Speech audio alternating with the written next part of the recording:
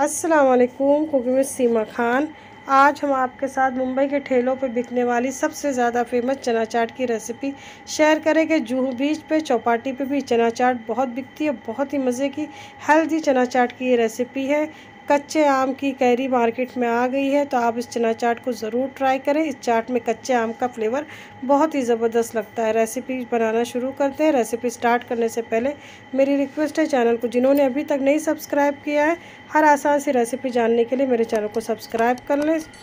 Recipe बनाना शुरू करते हैं। बिस्मिल्लाहिर्रहमानिर्रहीम। हमने आधा कप चना ले लिया है, 100 ग्राम के करीब हो गए। इसे हमने पूरी रात के लिए भिगा दिया था।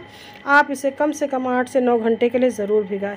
अब इसमें हमने 1 कप से थोड़ा सा कम पानी डालना है और इसमें हम नमक डाल दिया हमने हाफ़ टी स्पून से थोड़ा सा कम। आप अपने टेस्ट के हिसाब से डालें और इसे मीडियम फ्लेम पे 3 से 4 सीटी लगा लेना है। उसके बाद गैस का चूल्हा हमें बंद कर देना है।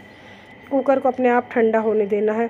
अब गैस पे हमने एक पैन रखा, उसमें 1 टेबल स्पून मस्टर्ड ऑयल डाल दिया है और इसमें 2 चुटकी हींग डाल दिया। आधा टीस्पून हमने अदरक को घिस के डाल दिया है। मस्टर्ड ऑयल का इस्तेमाल ज़रूर करें, इसमें बहुत अच्छा फ्लेवर आता है। अब अदरक को हमने थोड़ा सा पका लेना है कुछ सेकंड के लिए। अब इसमें हमने 2 टेबलस्पून पानी डाल देना है, क्योंकि इसमें हम सूखे मसाले डालेंगे तो मसाले जलने का डर रहेगा, इसलिए आप थोड़ा सा पानी डाल दें। और इसमें हमने हाफ़ टी स्पून कश्मीरी लाल मिर्च पाउडर डाल दिया है।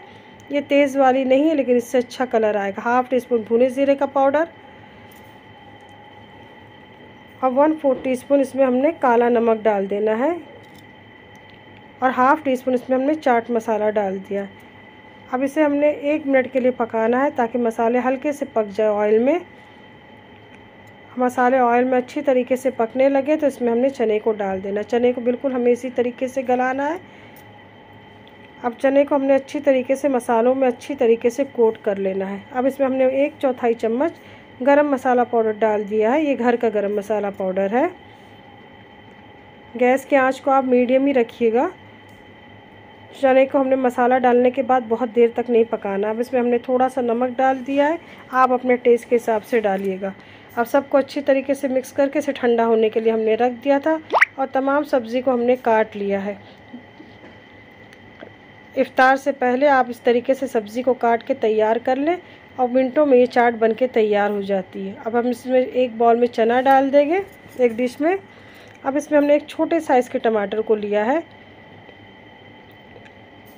सब्ज़ी आप अपने हिसाब से कम या ज़्यादा कर सकते हैं। 2 टेबलस्पून इसमें हमने कच्चे आम की कैरी डाल दी छोटे टुकड़े में और 2 हरी मिर्च डाल दी। एक छोटा उबला हुआ आलू डाल दिया। आधी प्याज को हमने चॉप करके डाल दिया है मीडियम साइज़ की, और आधे खीरे को हमने छिल के उसे बारीक बारीक काट के डाल दिया है। अब सब चीज़ों को हमने अच्छी तरीके से मिक्स कर लिया। अब आधा नींबू का रस इसमें डाल देंगे।